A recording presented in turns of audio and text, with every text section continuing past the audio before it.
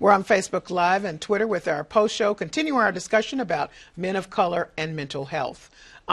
Gary, you were just saying that something that you've been paying attention to is white men thinking about other ways of Yeah, I think as we begin to look at, and we are hearing discussions now about majority men, white men, are beginning to interrogate, what does it mean to be a man? I mean, does it mean men who are saying, I want paternal leave, I want to bond with my child? California now, Gavin Newsom has just proposed the largest parental leave in the history of this nation in the state of California. So people are beginning to really think about, what does maleness look like? I think that will have some impact on the ways in which this conversation begins to trickle down, because things tend to follow one another. And that Justin Baldini, the actor on Jane the Virgin, it's Real Table or Real Talk or something like that, has a cable internet show of bringing men together out in L.A. who really talk about, they've talked about body image. I mean, you're looking at men who are in Hollywood, and what they're sharing is, I don't like my body. And you're looking at their body thinking, okay, it's perfect, and they've got something or they talked about the Me Too movement. What does it mean to them as men to confront that? Or what does it mean to be vulnerable?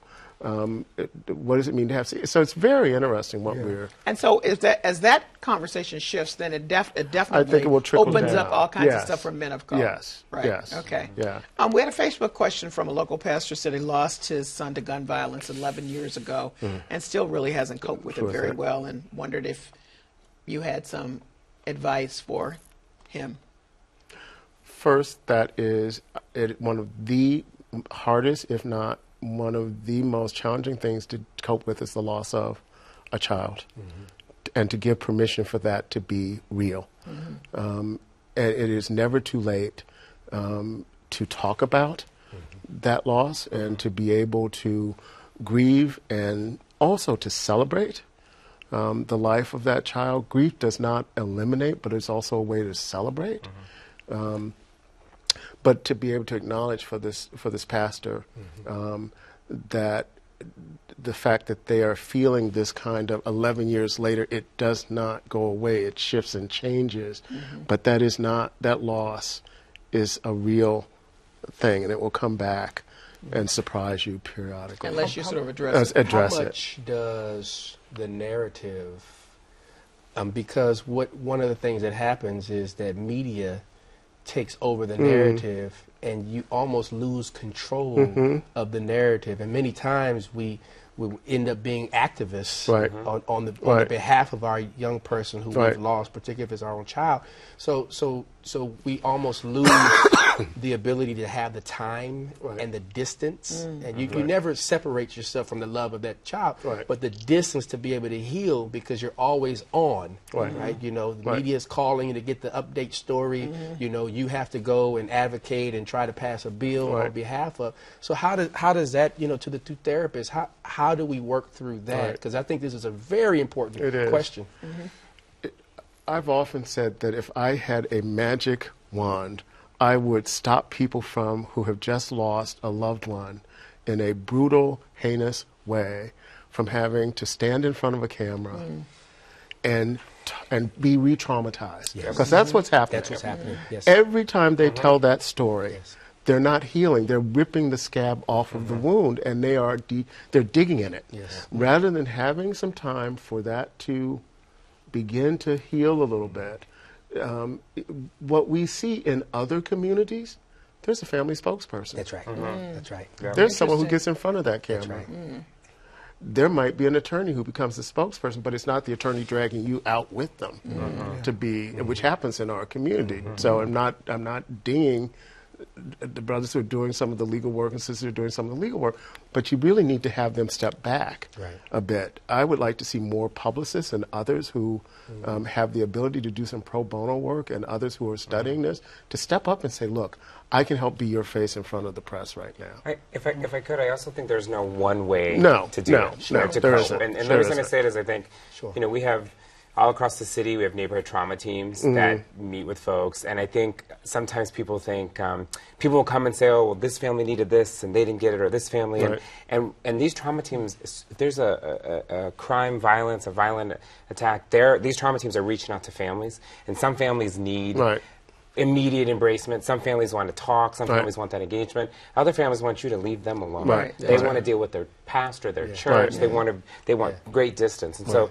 I think the one thing is, and I would just say to this pastor for their loss from the question, just know that there's no one way to deal with it. There's no one.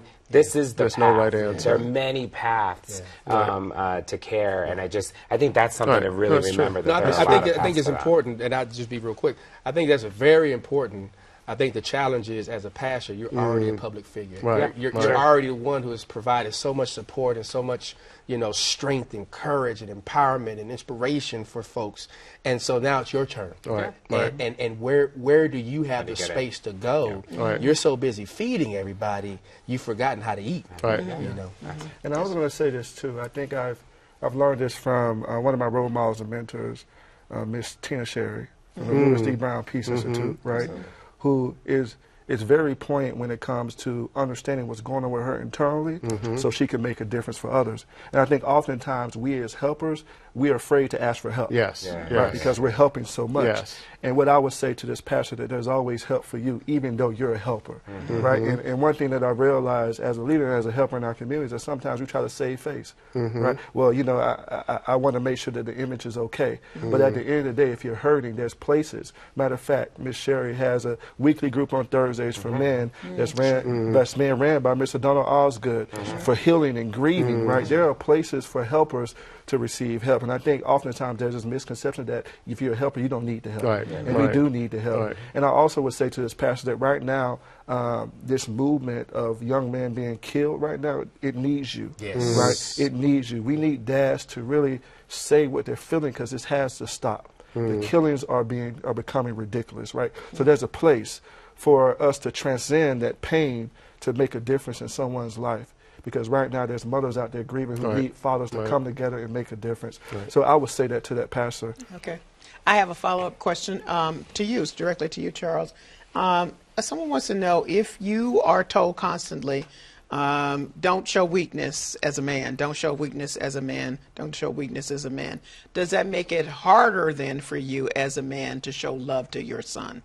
It's a difficult question. But one thing that I realized a long time ago is that the people who are speaking things over your life, you have to speak just as harder, right? You have to speak just as louder. What they say to you doesn't have to be your ending. We have a saying at our agency. I asked the question, I said, who is the author of your story? And I tell people to say, you say, I am. And I say, what does that mean? You say, I write my own ending.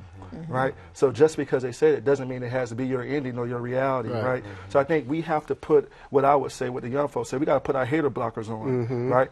There's stuff that comes at us from overwhelming places. We have to block it and begin to create narratives and speak out what we want to happen. And I think sometimes we get dismantled when things are coming in an overwhelming manner, that we become stalemate.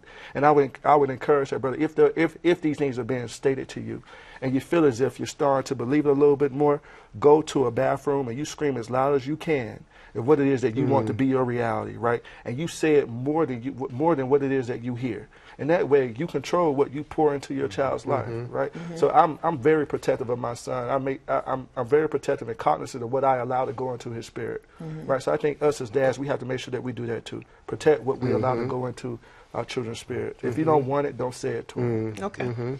So let me talk about social media, and because what's happening with some of the younger men, certainly the younger men of color, is they're turning there instead of a professional person. I want to be like Raheem was on the tape, or Kareem. Because my friend might tell me, were you going in there for help? No, nobody goes in there except Kanye. But if I just put it out on social media and I can be anonymous, maybe I'll get back some feedback that's good for me. Respond to that. I mean, here, part of the challenge is, I want to respond to this in conjunction with responding to what Charles said, because I think what he said is very important. I think the challenge is what happens when you have felt expectations. When you do try to be the master of your fate and the keeper of your soul and whatnot, and it doesn't work out that way. And that creates a huge sense of anxiety and depression. And I think one of the challenges is that we have to learn to create accountability partners or accountability spaces or accountability teams where we as black men, brown men, Latina men, Latinx men come together and be together and share our dreams and share our goals and share our visions and hold ourselves accountable to what you said 6 months ago, with the caveat that it can change, but you got to come back to the table and help us understand what's changing. Because I think the challenge is, when these police, when these rogue cops are maiming and torturing our black and brown bodies, we don't have a vote in that. That's not what we chose when we woke up that morning. And so I think we have to figure out, how do we maintain the opportunity so that we can teach our children as we're learning ourselves, right? Because we're learning in real time. Facebook, Twitter, they wasn't here when we were younger, but it's here now, and it was actually created for young people, and middle-aged and older people then took it over, right? And so we have to figure out how to reconcile that in real time by talking with our young people and talking about the moment now in this era. You no longer have curated information. Before, you had to go to an elder and ask them, and they would tell you to go to that, the World Book or the Encyclopedia Britannica and do some research and come back and let's debrief it. Now you go and look at these sources that are uncurated, and populated by other people who are not experts and professionals, and you take that for the gospel, and it's not. Right. And so we're losing conversation, we're losing intimate community, intimate spaces to be able to process and debrief things, and we're also losing the spaces where we can inspire, encourage, and empower one another. And unfortunately, social media is being used on the negative side, right? Social media, especially with young people, can be used to be very targeted and negative to sort of bring you down. I'm gonna break you down, right? That building you up never happens, but that breaking you down can happen on social media. And I think, as someone who's in a public role, people come at me on social media all the time, and for me, I always try to think about what I'm trying to do. But I think about the young kid I sit with that I mentor weekly, and he tells me about some of the stuff that's said to him on social media, and then some of the stuff that says to him on social media makes him angry and ready to come back, makes him angry and ready to go forward. And so it's a place where I think, being so unmonitored for young people, there's so much risk there, but it's part of the equation. That's right. So we can't ignore it. We can't pretend like don't go on social media. That's not realistic. But we got to make sure young people especially know that what they see online or what someone says to them is not the end. There's other information, there's other pathways of resources and opportunities and programs, and I just can't stress it enough that there's so much online that can really be so detrimental that we got to figure out a way to make sure young people know there's other places to be validated on social media. But I want to share a positive story of how social media can be effective. Someone I know was on Facebook talking about basically describing being depressed and wanting to check out. And in effect, commit suicide. Yes, okay. And as you're reading this thread, you watch people begin to realize this wasn't drama or a joke. And you watched a community of people going, don't do this, please don't do this, where are you, we need to find you, does anyone know where he is, how do we get to him? He wasn't where he lived. This was the plan. He had basically said goodbye to his network, and watching a whole community, and someone saying, I'm going out the door now, I've called the police, we're going to find this, we're tracing his phone, we're doing this, we're doing that. And literally, this Facebook thread got him admitted, supported him through. If it had not been for Facebook, this would have been a successful suicide. So having that public forum, and watching it in real time, you're sitting at your desk as a clinician going, what in the world? What is happening here? And that's the positives. It can do it can do good.